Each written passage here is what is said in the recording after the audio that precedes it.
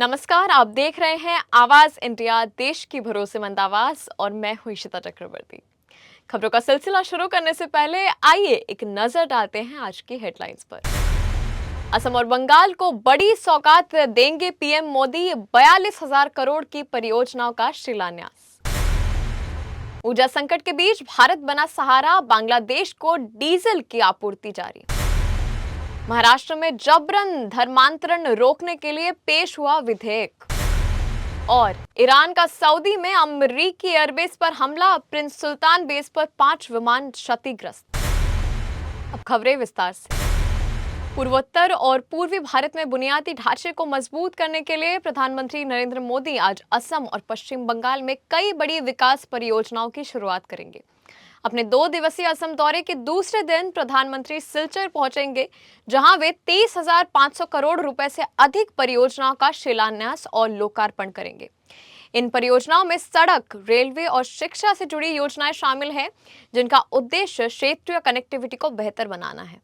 इसके बाद प्रधानमंत्री पश्चिम बंगाल की राजधानी कोलकाता पहुंचेंगे। वहां वे करीब 18,680 करोड़ रुपए की परियोजनाओं का उद्घाटन और शिलान्यास करेंगे।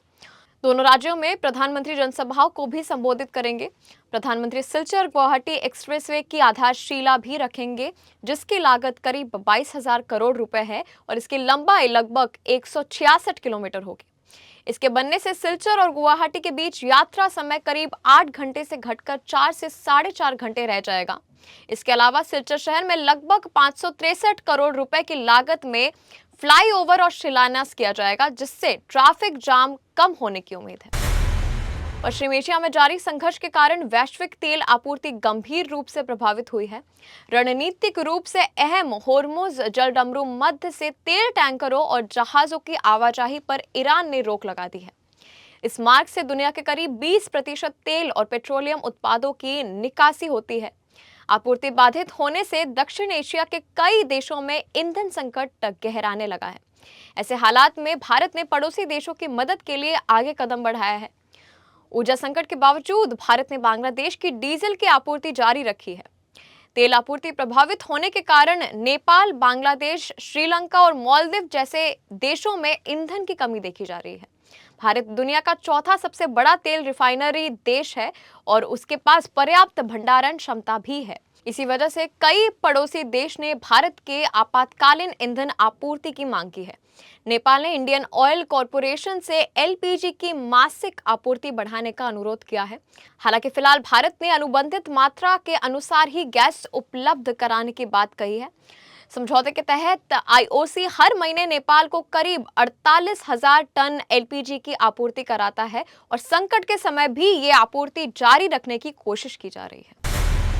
महाराष्ट्र के मुख्यमंत्री देवेंद्र फडणवीस और उप मुख्यमंत्री एकनाथ शिंदे ने जबरन या धोखे से कराए जाने वाले धर्मांतरण पर रोक लगाने के लिए विधानसभा से नया विधेयक पेश किया है। प्रस्तावित कानून में लालच, दबाव, धमकी, धोखाधड़ी या विवाह के बहाने कराए गए धर्मांतरण को अपराध माना जा रहा है। ऐसे मामलों में अधिकतम 7 साल तक की सजा और 5 लाख रुपए तक जुर्माने का प्रावधान रखा गया है। ये विधेयक राज्य के गृह राज्य मंत्री डॉक्टर पंकज भोर ने विधानसभा में पेश किया है। विधेयक के अनुसार यदि कोई व्यक्ति धर्म परिवर्तन करना चाहता है या धर्मांतरण से जुड़े कोई समारोह आयोजित करना चाहता है, तो इसकी सूचना 60 दिन पहले प्रशासन को देना अनिवार्य होगा। शिकायत दर्ज करने पर आरोपी व्यक्ति को यह साबित करना होगा कि धर्मांतरण स्वेच्छा से हुआ है। खासकर महिला, नाबालिग, मानसिक रूप से कमजोर व्यक्ति या अनुसूचित जाति जनजाति से जुड़े मामलों में कड़ी सजा का प्रावधान किया गया है। विधेयक में यह भी कहा गया है कि यदि कोई व्यक्ति या संस्था दोबारा ऐसा अपराध करती है तो उसे 10 साल तक की सजा और 10 लाख रुपए तक जुर्माना लगाया जा सकता है। यदि ऐसे विवाह से बच्चे का जन्म होता है तो बच्चे का धर्म मां के धर्म के आधार पर माना जाएगा। अवैध धर्मांतरण के मामले में पीड़ित व्यक्ति के अलावा उसके माता पिता, भाई बहन या अन्य रिश्तेदार भी पुलिस की शिकायत में दर्ज करा सकेंगे। शिकायत मिलने पर पुलिस के लिए मामला दर्ज कराना अनिवार्य होगा। सरकार का कहना है कि राज्य में लालच, धोखे या विवाह का झांसा देकर धर्मांतरण कराने की शिकायतें बढ़ रही है।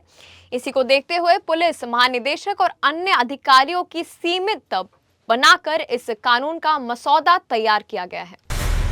पश्चिम एशिया में जारी संघर्ष लगातार तेज होता जा रहा है और हालात दिन प्रतिदिन अधिक गंभीर होते जा रहे हैं। अमेरिका और इजरायल के हमलों के बीच ईरान भी लगातार जवाबी कार्रवाई कर रहा है। मिसाइलों और ड्रोन हमलों के बीच ये संघर्ष अब 15वें दिन में प्रवेश कर चुका है। इसी बीच बड़ी खबर सामने आई है, जहां ईरान ने अमेरिकी एयरबेस को निशाना बनाकर ताबड़तोड़ हमला किया है। बताया जा रहा है कि सऊदी अरब में मौजूद प्रिंस सुल्तान एयरबेस पर भी मिसाइल और बम हमले किए गए हैं। इस हमले में अमेरिकी वायुसेना के कई विमान क्षतिग्रस्त हो गए हैं। रिपोर्ट्स के अनुसार हमले में अमेरिकी वायुसेना के 5 रिफ्यूलिंग यानी ईंधन भरने वाले विमान क्षतिग्रस्त हुए हैं। हालांकि विमान पूरी तरह नष्ट नहीं हुए हैं और इन्हें मरम्मत के लिए भेज दिया गया है। हमले में किसी के घायल होने या मौत की सूचना सामने नहीं आई है। इससे पहले पश्चिम इराक में एक अमेरिकी KC-135 विमान दुर्घटनाग्रस्त हो गया था, जिसमें सवार सभी 6 क्रू मेंबर की मौत हो चुकी थी। भारतीय क्रिकेट टीम के स्टार स्पिनर कुलदीप सिंह अपनी मंगेतर वंशिका सिंह के साथ आज मसूरी में शादी के बंधन में बंधने जा रहे हैं। शादी से पहले प्री वेडिंग समारोह शुरू हो चुके हैं और शुक्रवार को मेहंदी कार्यक्रम आयोजित किया गया है। इस कार्यक्रम में कुलदीप के करीबी दोस्त और टीम इंडिया के स्पिनर युजवेंद्र चहल भी शामिल हुए। सोशल मीडिया पर एक वीडियो वायरल हो रहा है, जिसमें चहल और कुलदीप साथ में डांस करते नजर आ रहे हैं। चहल ने भी कुलदीप को मेहंदी लगाई और उसका वीडियो सोशल मीडिया पर शेयर किया। कुलदीप अपनी मंगेतर वंशिका के साथ मेहंदी कार्यक्रम में पहुंचे, जहां ढोल नगाड़ों के साथ उनका स्वागत किया गया। इस दौरान दोनों ने परिवार और दोस्तों के साथ समारोह का जमकर आनंद लिया। कुलदीप यादव और वंशिका सिंह शादी के पहले ही मसूरी पहुंच चुके थे, जहां शहर के होटल द वेलकम सवाई में समारोह की तैयारियां चल रही है। 13 मार्च को मेहंदी और हल्दी की रस्में हुई, जबकि आज शादी का मुख्य कार्यक्रम होगा। शादी में शामिल होने के लिए मेहमानों का पहुंचना भी शुरू हो चुका है।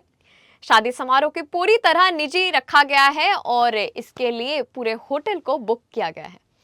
समारोह में परिवार, करीबी दोस्त और क्रिकेट जगत की कुछ प्रमुख हस्तियों के शामिल होने की उम्मीद है।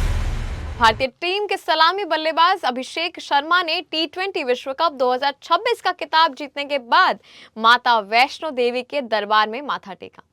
अभिषेक ने अपने सोशल मीडिया अकाउंट पर मंदिर दर्शन की तस्वीरें शेयर की है।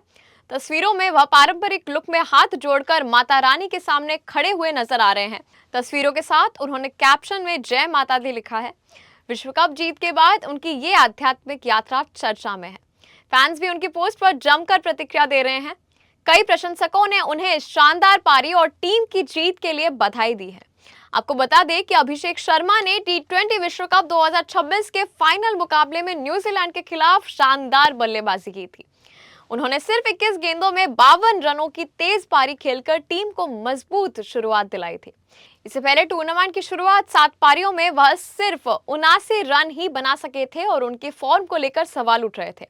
हालांकि कप्तान सूर्यकुमार यादव और टीम मैनेजमेंट ने उन पर भरोसा बनाए रखा। फाइनल में अभिषेक ने संजू सैमसन के साथ पहले विकेट के लिए सिर्फ 7.1 ओवर में 98 रन जोड़ दिए।